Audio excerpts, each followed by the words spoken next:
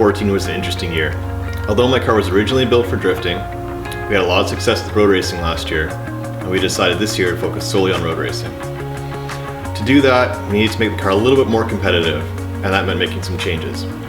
We still had our core group of sponsors involved, Advan Yokohama, Weber Mazda, Seibon, Mishimoto, and Garrett, but we added some new sponsors, Radium Engineering and Fury Race Fuel. We felt with the changes made, we had a really good chance at setting another track record, and we were really confident going into this year. So early on in the season, during testing, we noticed we had some electrical issues. We thought we got everything cleaned up, but during the first race, we were in a couple laps and started noticing that I was losing power. And by the end of the race, it just really didn't have the jam.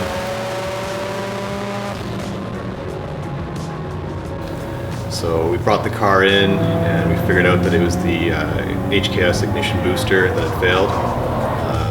So a little bit disappointing, but we ended up finishing third for the day. So all in all, it could have been a lot worse. After that, we went back to the shop, we fixed the twin power, and we thought we were in a really good position again for round 2 going out. But unfortunately, a few laps into practice, the motor failed, and that basically had us retire for the day. So after the motor blew up, it was pretty discouraging, but we figured we need to bring in a professional tuner, Apex specialist. I called my friend Frank from Race Tune, and he flew up here on short notice.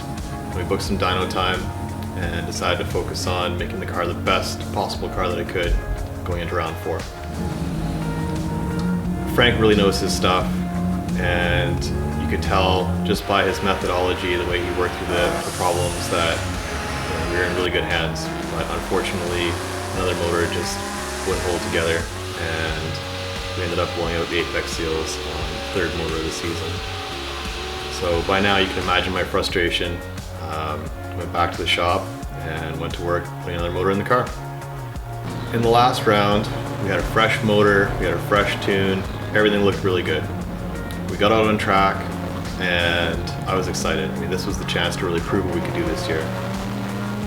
Again, 3 or 4 laps in, we split an oil line, and it was an oil line that was rated to 2000 PSI. I mean, we should have never failed, and it was the tiniest little split, and ended up dumping all the oil out of the car, and again, just frustrating. I remember, just wondering, like, how many more things could possibly go wrong, but everyone says that's racing.